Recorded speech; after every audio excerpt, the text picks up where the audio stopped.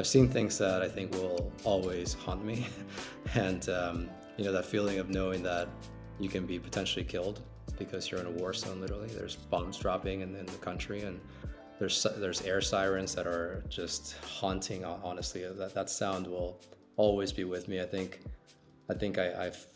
was able to experience what probably our ancestors felt in World War II when the air sirens would sound.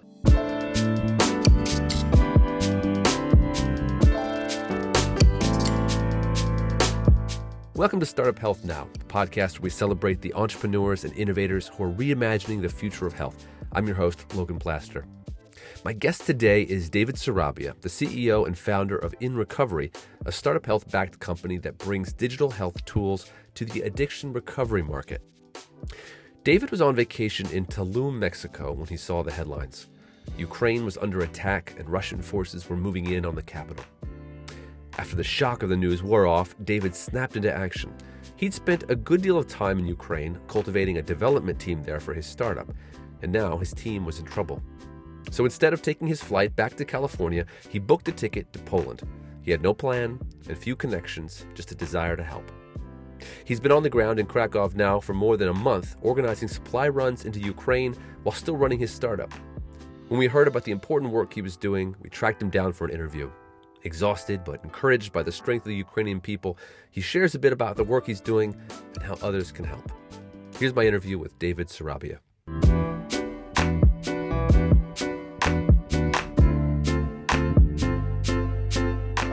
David Sarabia, CEO and founder of inRecovery. Thanks for joining me today at Startup Health. Hey Logan, good to see you. You're the CEO and founder of inRecovery, which is really upgrading, how addiction care centers deal with data and deal with telemedicine. But really, we're here to talk today about kind of what you're doing right now, and really it starts with where you're at. So tell me, where are you at right now? So right now, I'm in Poland. I'm in Krakow. Tomorrow, I'll be in Ukraine, in Lviv. And I've been out here since the beginning of March, right when the war broke out between Ukraine and Russia. But yeah, that's where I'm at. Where are you typically based? So typically we're based in San Diego and New York City. So we have a distributed team, but we have also a product team, primarily development, design, and product development over in Lviv and Kiev in Ukraine. So we have a massive interest, obviously, in what's going on right now in the world, and making sure that we take care of our people and be there for them. So you run a startup, and a portion of your team is in Poland and in Ukraine. How many folks do you have over there? So not in Poland. I'm currently in Poland. This is just the bordering, country with Ukraine. It tends to be, but the team's in Ukraine. Yeah, we have about 5 people there right now. We had a bigger team in the past, but we are always expanding teams over in Ukraine. We have a lot of investment in that country. So take me to when you heard about the conflict. Really surprised a lot of folks. We saw the buildup. We thought something could happen, and then it hit the headlines. Take me to where you were and kind of what your thought process was about how you should respond. Yeah, absolutely. So I was actually on vacation. I was in Tulum, Mexico with my girlfriend at the time. And everything broke out while we were there. And I made the decision while almost coming back to California to just fly out to Poland directly and come and do something about this. It just felt like there was a real major need for help here. And one of the major problems is that we tend to just see it from afar, and we're kind of desensitized to war and all these things. And knowing that my team is here and their families and their close friends and their loved ones, I couldn't call myself a leader of a company that has a team in Ukraine and just watch it from the sidelines. What messages were you hearing from your Ukrainian team at the time?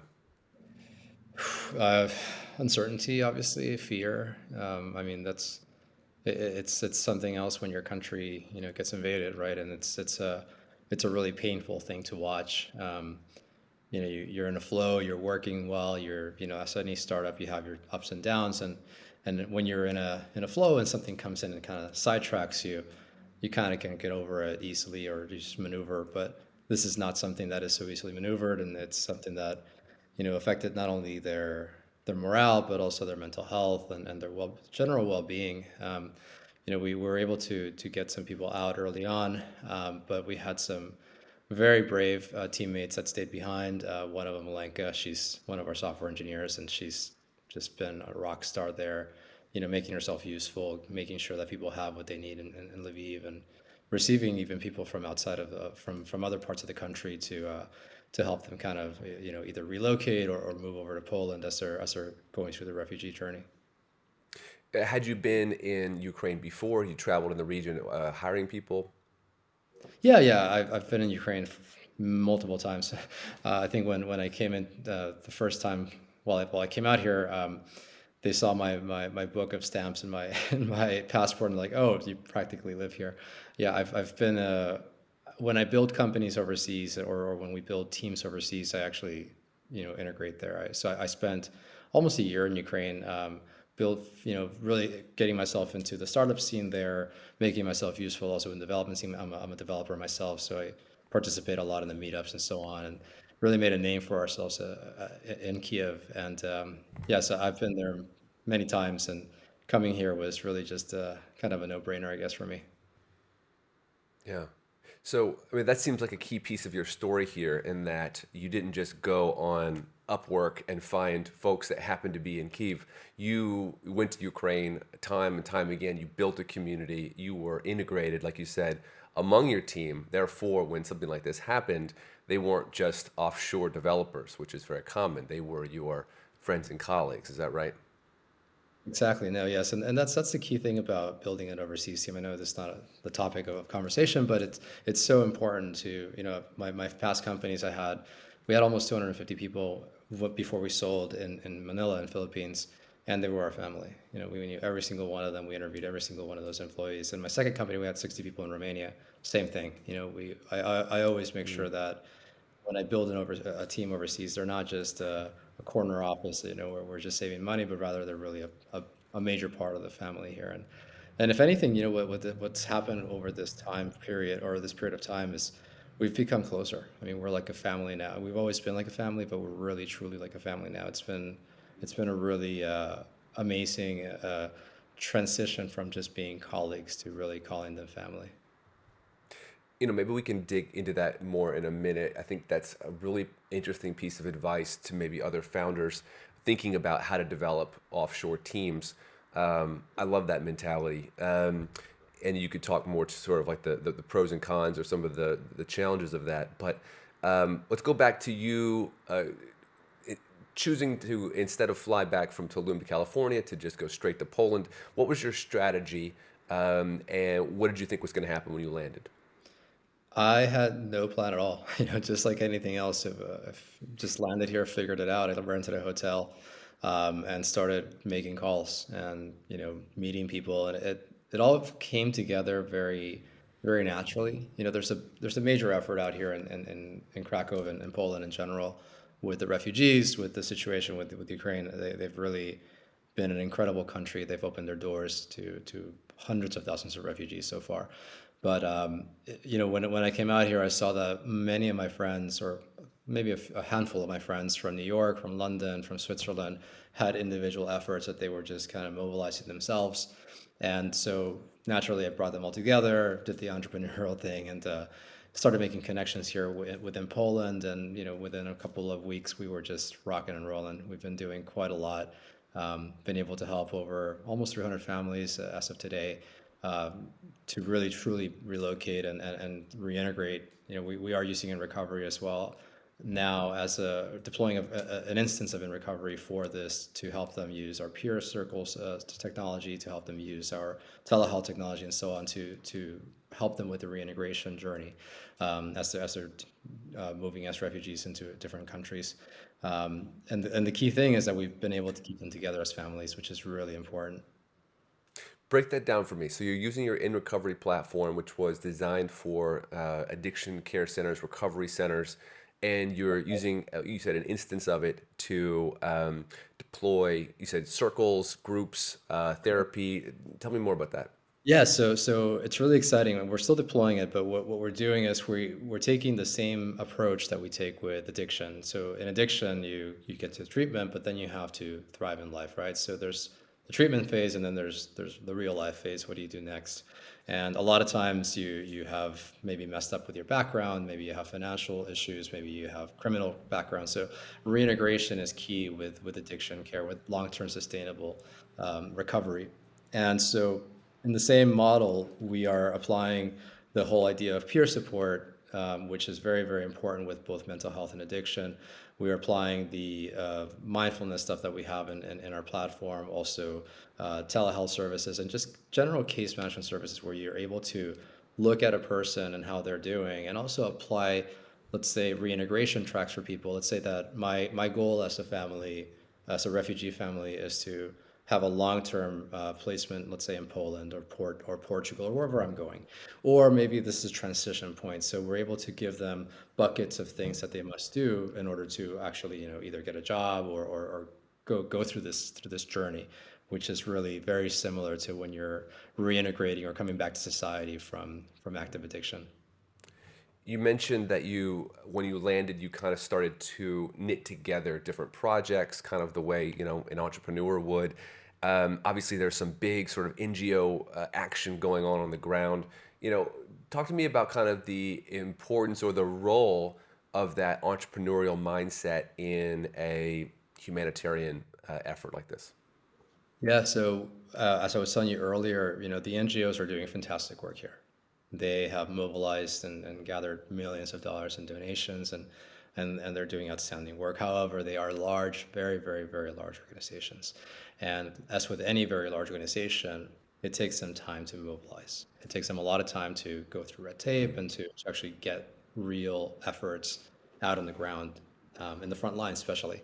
And when you're dealing with war, time is not a luxury. It's not something that you have, right? It's really, you need to move fast. So one of the things that we encountered personally when I was coming into Ukraine for the first time was we had two NGOs lined up that were going to provide to us. They had already agreed to provide us medicine. I was coming in to provide medicine to a couple of children's hospitals in Lviv and Ukraine, and they flaked on us last minute, and they were just saying that we need about 2 more weeks to process our paperwork. And I'm like, well, I don't have 2 weeks. I'm literally on my way to Ukraine right now.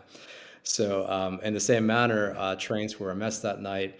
Everything was just kind of pointing in the wrong direction to just not go, but I did it. So I called an Uber. I told the Uber, listen, I know it's Sunday. Sunday, if you've ever been to Poland, everything's closed. They're a very religious country here, and so I told him let's find an open pharmacy anywhere along the route, and he had his wife on the internet on the phone searching, and we found one last little pharmacy in a little small city called Reshov, which is one of the last stops before you get to the Ukrainian border, and came in, and I told them I want to buy a bunch of medicine for children, for a children's hospital, and they asked me how much. I told them all of it. I think they thought I was making amphetamines or something, but they really were shocked when they heard that. But after I told them what we're doing, they were Hmm. completely open to providing it to us, and so ended up just making it happen that way, and came in, rolled in with a couple boxes of medicine by foot on the Medica border, which was quite the experience. But yeah, going back to the idea of that entrepreneurial mindset, you just make it happen. Yeah. So obviously that story really stuck with you, having to improvise on the road there. Are there other situations you found yourself in that are really going to stick with you for years to come? I mean, that same night, I think is going to be something that I will never forget. It was extremely cold. It was about 3 degrees or 2 degrees Celsius, about 20 degrees Fahrenheit, freezing cold, really. And it was that kind of cold that's just like goes into your bones. And I saw such great efforts actually on the Polish side, humanitarian efforts, people from all over the world joining to help. However, once you cross over to Ukraine, Ukrainian customs was looking at me like, "Are you crazy? Why do you want to come? Are you sure you want to come in?" I was the only one actually going into Ukraine, and then I got to see the border on the other side, which was this somber, horrible feeling of just seeing people in desperation. And these are women, families, because the men cannot leave. You have to be, if you're between 18 and 60, you can't Mm. leave the country. And seeing them there with their Yeah. kids in the freezing cold just it broke my heart, number one. And number two, it really made me understand what it feels like to be in this despair and this feeling of uncertainty that you just want to get out. Um, and I think I'll never forget that. It was something Yeah. else. Yeah. Uh, how long have you been there, right, so far? So I've been here since the beginning of March, so about a little over a month and a week. Um, Going back into Lviv tomorrow. I'm bringing in supplies. So I've been in and out of Ukraine, but based out in Poland. So I go to Ukraine for a couple of days and then come back to Poland. Okay. Um, I guess my question is, that's a long time. How is this impacting your business? You know, you're having to alter your focus. You've got a startup that you run. Right. It's been tough. I mean, the first and it's funny that you asked that because the people that I'm working with here in Krakow, they're all entrepreneurs as well. They all have their own businesses. One of the key people here, Anton, he's from Ukraine. He has one of the best sushi restaurants here in Krakow, and we met just by chance. And he's been mobilizing incredible work in Ukraine. And we were talking about this when I first got here. He's like, you got to balance yourself. He can see how full blast that was going. Mm. And he told me the same thing happened to him when he first got involved was, you're so passionate about it that you kind of start losing balance. And it's been a really good lesson in balancing your priorities. Obviously, we have the company to run, but we've been able to, or I've been able to at least keep things moving. The team worked pretty much autonomously without me. I do some development still every now and then, but they don't really need me on the day to day. But it's been okay. I mean, we just got awarded another contract, which was awesome. That was just 2 days ago, and just about to close a deal in Puerto Rico with Inspira. So we're still doing our job. We're just doing it remotely, and then we're spending a couple hours a week doing some humanitarian work. I think it's just a matter of time management. How long do you think you'll be there? So I'm heading back to New York, so because we are fundraising, I am heading back to New York next week. But I'm probably going to take a flat here for either a month or two, starting in May, and just kind of go back and forth between the U.S. and Poland. How do you think this experience is going to change your company or change you? The company, I think, will change dramatically because I think everyone is, like I said, they're family now. They were before, but now they're truly have become a family. But in terms of myself, this has been life changing. Honestly, I'm actually very glad that I came. It's made me understand the importance of taking action when something is just completely wrong. And if you're able to take action, if you have the means to do it, if you have the time to do it, you should just do it because Mhm. that's how things change. And that's how you can make an impact on people's lives is when that's how I formed inRecovery. It was because I saw a major problem in the addiction space, addiction care space. And in the same tone, when I saw this breaking out, I couldn't just sit in the sidelines and watch. So it's really changed me from that perspective. And I think I've seen things that I think will always haunt me, and that feeling of knowing that you can be potentially killed because you're in a war zone. Literally, there's bombs dropping in the country, and there's air sirens that are just haunting. Honestly, that sound will always be with me. I was able to experience what probably our ancestors felt in World War II when the air sirens would sound. And these air Mm. sirens, to give you some context, they sound when there's a strike coming, and they end when either the bomb lands Mm. or it gets intercepted. Thankfully, Ukraine has been Mm. tremendously amazing when it comes to intercepting bombs. It's been thousands of bombs that have been attempted to strike, but it's something else when you realize that it's real. It's we're so desensitized with media that we just see war on the news, and actually being there, it's something else. Yeah. Has that been in Kiev where you've heard the sirens, where you've sort of come the closest to danger? It was in Lviv, but I mean, I was there when or actually, I left the night right before the airport was bombed. So I've been lucky, I guess, in terms of leaving on the days right before something hits. But I was there when there was a strike from Russia. I think it was like oil fields or something like that that they were striking. But it was far away. Nothing too close to home, I would say. But it's still something else. It's just a very awakening experience, I would say. Yeah. What's something that you wish that your colleagues and friends in the United States knew about the situation that they wouldn't get from the headlines? That it's very real, and that there are people that are really truly suffering, and that there's a country that has the strongest will I've ever seen. I mean, Ukrainian people, I have so much more respect for them now, understanding how they've united. It's impacted that country in such a negative way, but it's also been extremely positive in terms of the unity that now exists there. And and I think that there's a massive amount of respect that is owed to that president for actually stepping up to the plate. Because I don't want to get political, but he had not had a very good track record in this presidency. But when this happened, he really stepped up to the plate and he brought his people together, which is just incredible. And I guess that's what you do as a leader. When it comes to a crisis, you either flee or you act, right? So it was a very valiant Yeah. effort that he's done there, and a very commendable one.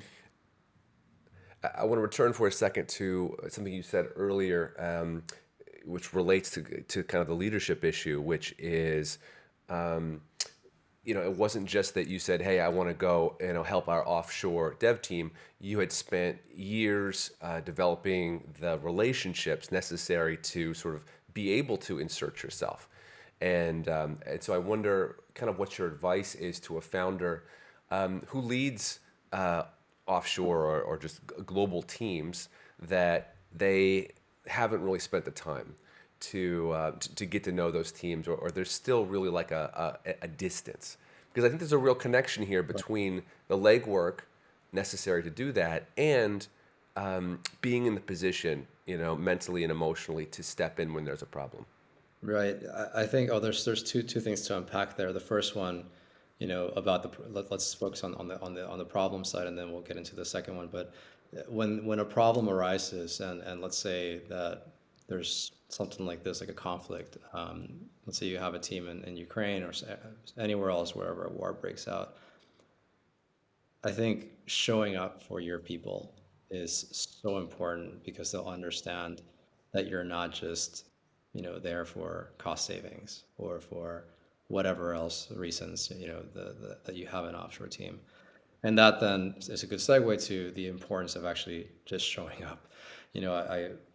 Again, I have a lot of experience building teams overseas, and I always tell my colleagues, other founders that want to build a team overseas, and they just, want to have like an offshore team that's basically like a freelance team, and that's okay. Both models are okay, but it depends on what you want. Long term sustainable, team that's part of your core culture, or just, some cost savings that you're better off actually, instead of building a team, just hiring an outsourcing agency for that.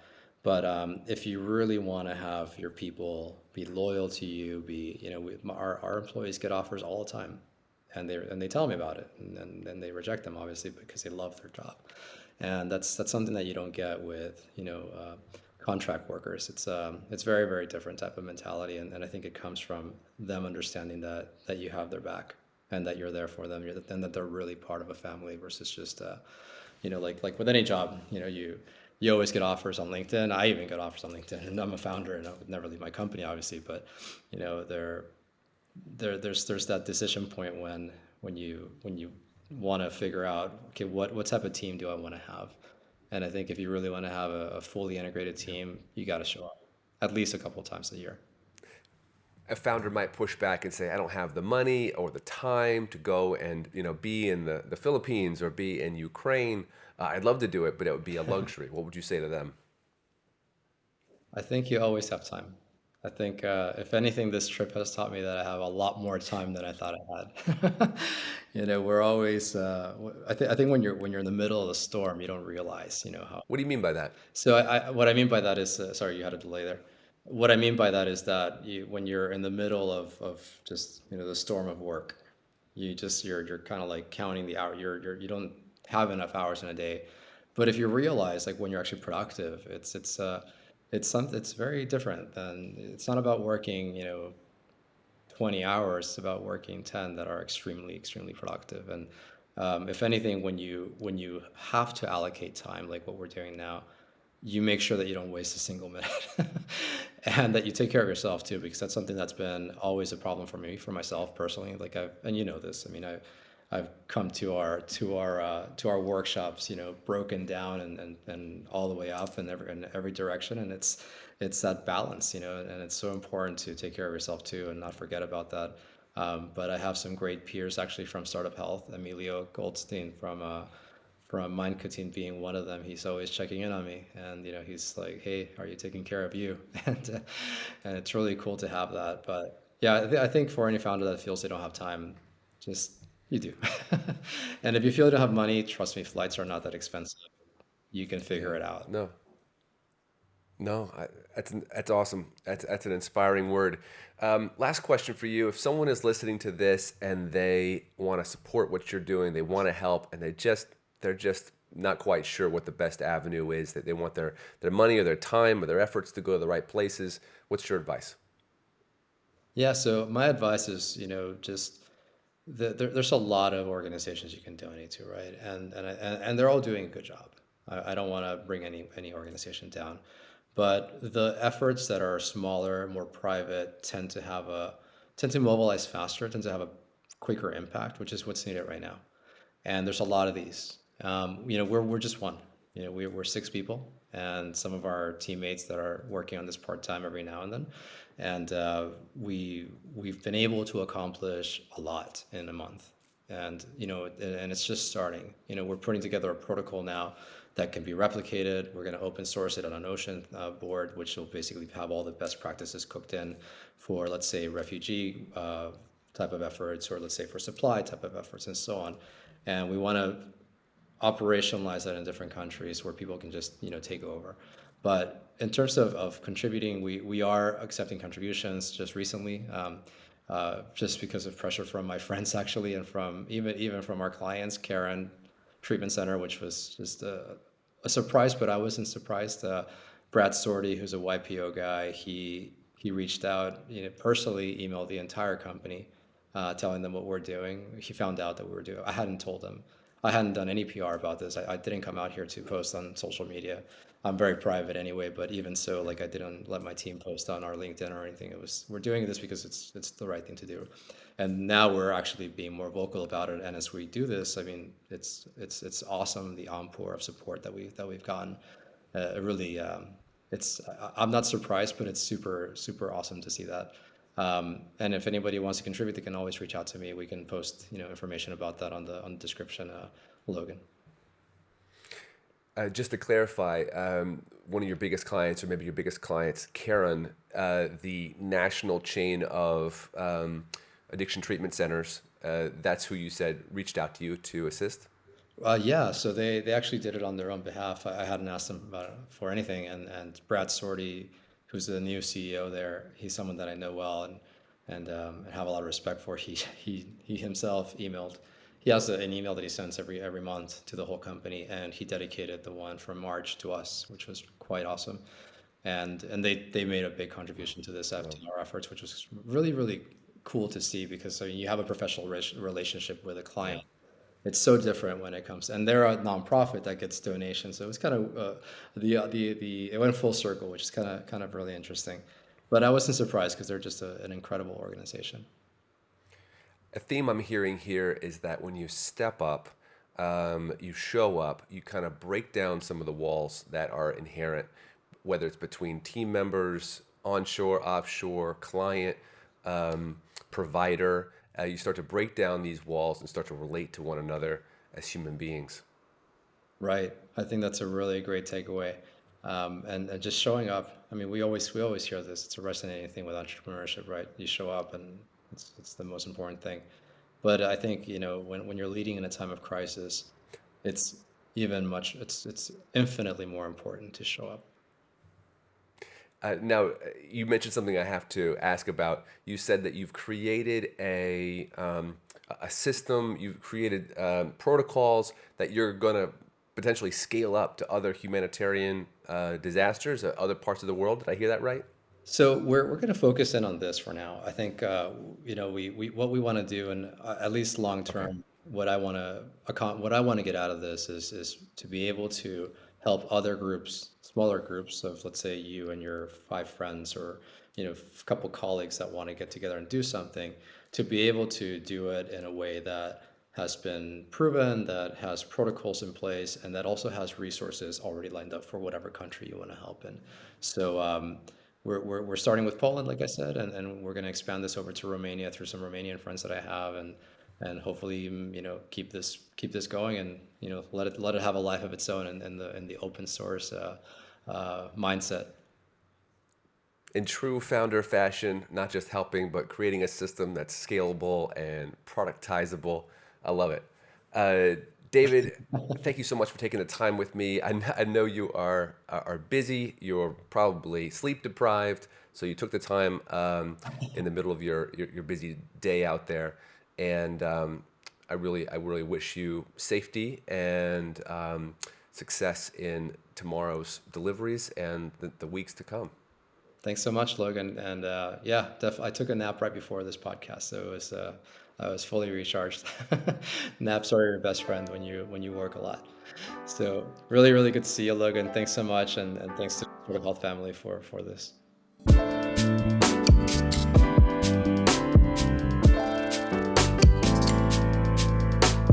Thank you for listening to Startup Health Now.